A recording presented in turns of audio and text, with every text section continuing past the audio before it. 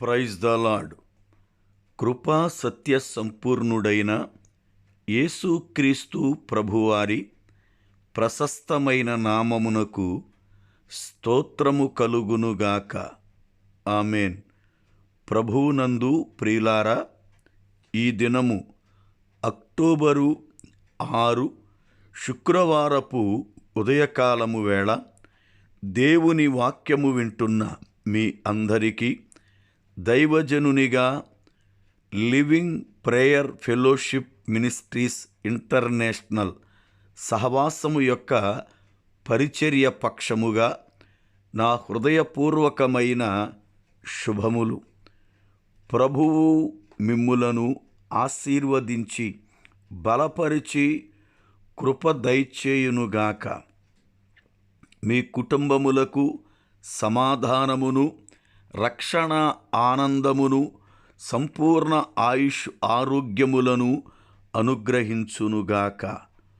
ప్రభువునందు ప్రియులారా, మనము ప్రతిదినం దేవుని వాక్యమును వింటూ ఆయన యందు బలపడుతూ ప్రభువు యొక్క రాకడ కొరకు సిద్ధపడుతూ ఉండాలని మనలను ప్రేమించి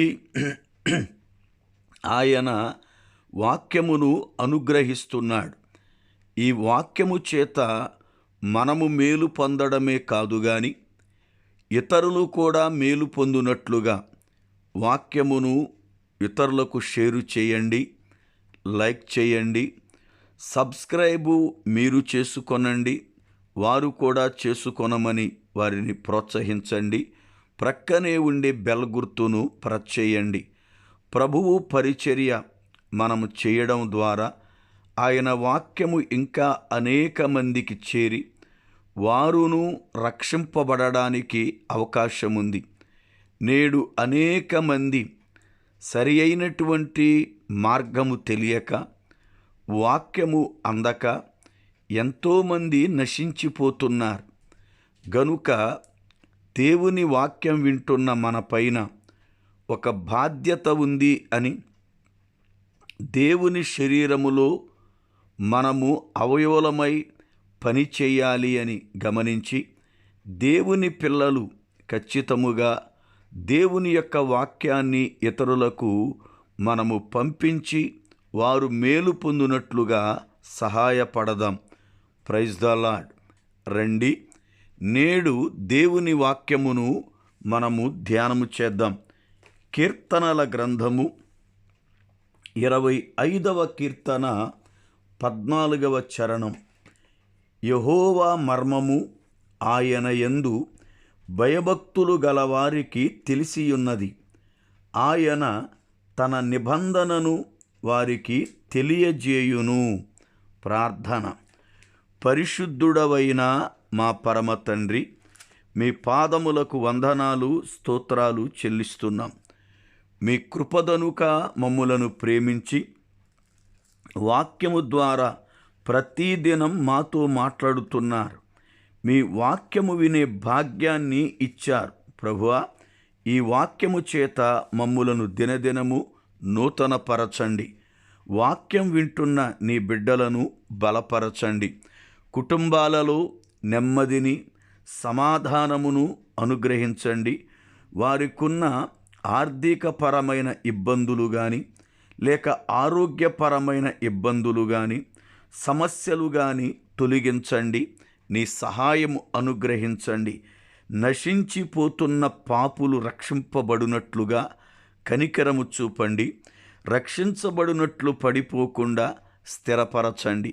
నేటి దినములలో శాంతి సమాధానం ప్రతి దేశమునకు అనుగ్రహించండి. మీ రాకడకు ప్రతి వ్యక్తిని సిద్ధపరచండి. యేసు నామమున ప్రార్థిస్తున్నాను పరమ తండ్రి. ఆమేన్. ప్రభువునందు ప్రియులారా, మనము ఈరోజు చదువుకున్న లేఖనం నిన్నటి దినమున కూడా ధ్యానము చేశాం. దీనిలో 2 భాగాలున్నాయని మొదటి భాగమును గత దినము విన్నాం.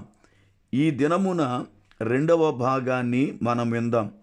ఆయన తన నిబంధనను వారికి తెలియజేసెను అంటాడు. ఎవరికి తెలియజేశాడు ఆయన నిబంధన?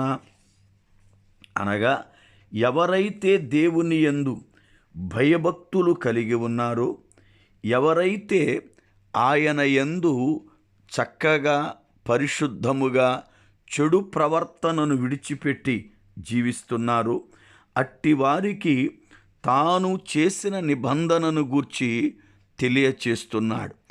మనము బైబిల్ గ్రంథాన్ని ఆలోచన చేస్తే అనేక మందితో ప్రభువు నిబంధన చేశాడు. నోవాహుతో నిబంధన చేశాడు, అబ్రహాముతో నిబంధన చేశాడు, యాకోబుతో నిబంధన చేశాడు, దావీదుతో నిబంధన చేశాడు. అలాగున ఈ రోజున వాక్యాన్ని వింటున్న క్రొత్త నిబంధన సంఘముతో కూడా ఆయన నిబంధన చేశాడు. దేవుని పిల్లలుగా ఆయన నిబంధన అనగా మనతో ఒక ప్రమాణం చేయడం, మనకు ఒక అభయమైనటువంటి మాటను అనుగ్రహించడం నిబంధన. అయితే భయభక్తులు గలవారికి ఆయన తెలియజేసేటువంటి నిబంధన ఏమిటి? ఇర్మియా గ్రంథము 31వ అధ్యాయము 31వ వచనం. ఇదిగో నేను ఇశ్రాయేలు వారితోను యూదా వారితోను క్రొత్త నిబంధన చేయు దినములు వచ్చుచున్నవి. ఇదే యెహోవా వాక్కు. ఆది ఐగుప్తులో నుండి వారిని రప్పించుటకై నేను వారిని చెయ్యి పట్టుకొనిన దినమున వారి పితరులతో నేను చేసిన నిబంధన వంటిది కాదు. నేను వారి పెనిమిటినైనను వారు ఆ నిబంధనను భంగము చేసుకొనిరి. ఇదే యెహోవా వాక్కు. ఆ దినములైన తరువాత నేను ఇశ్రాయేలు వారితోను యూదా వారితోను చేయబోవు నిబంధన ఇదే. వారి మనస్సులలో నా ధర్మ విధి ఉంచెదను, వారి హృదయము మీద దాన్ని వ్రాసెదను. యెహోవా వాక్కు ఇదే. ప్రియులారా, ఇశ్రాయేలీలు దేవుని ప్రజలుగా ఎన్నుకోబడ్డారు. ఆయన వారిని ప్రపంచములోనే ప్రత్యేకమైన జనాంగముగా వారిని ఏర్పరచుకున్నాడు. అయితే వారు ఐగుప్తులో నుండి వచ్చినప్పుడు వారికి చక్కని నిబంధనను ఆయన అనుగ్రహించాడు. దేవుడు వారికి పెనిమిటి అయినను కూడా వారు తమ యజమానుని మాట విననటువంటి స్త్రీవలే, భర్త మాట విననటువంటి స్త్రీవలే వారు ఆ మాటను త్రోసివేశారు. అందుకనే ప్రభువు మాట్లాడుతూ, నేను పెనిమిటి అయినను వారు నా మాటను వినలేదు గనుక ఆ మాటనిప్పుడు నేను కొట్టివేసి మరొక క్రొత్త నిబంధనను వారితో చేస్తున్నాను అన్నాడు. కారణమేమిటి అంటే పాత నిబంధన విషయములో వారు త్రొట్టిల్లిపోయారు. పాత నిబంధనను వారు పోగొట్టుకున్నారు. ఆయన పెనిమిటి అన్న మాటను బట్టి ఎవరు అభ్యంతరపడవలసిన అవసరము లేదు. ఎందుకంటే పరిశుద్ధ గ్రంథమునందు నిన్ను సృష్టించినవాడు నీకు భర్త అయ్యున్నాడని దేవుడే ప్రజలతో మాట్లాడాడు. యెషయా గ్రంథము 54వ అధ్యాయము 5వ వచనం. నిన్ను సృష్టించినవాడు నీకు భర్త అయ్యున్నాడు, సైన్యములకు అధిపతియగు యెహోవా అని ఆయనకు పేరు అంటాడు. జాగ్రత్తగా వాక్యమును వినండి. మనలను సృష్టించినవాడు మనకు భర్త అయ్యున్నాడట. అయితే ఆయనకు మనము భార్య అయ్యున్నాం. ఆయన మనకు యజమానుడయ్యున్నాడు. ఈ యొక్క మాటను మనము జాగ్రత్తగా పరిశీలన చేస్తే సుమూయోను మహావృద్ధుడు దేవుని మందిరములో యాజకునిగా పనిచేస్తున్నాడు.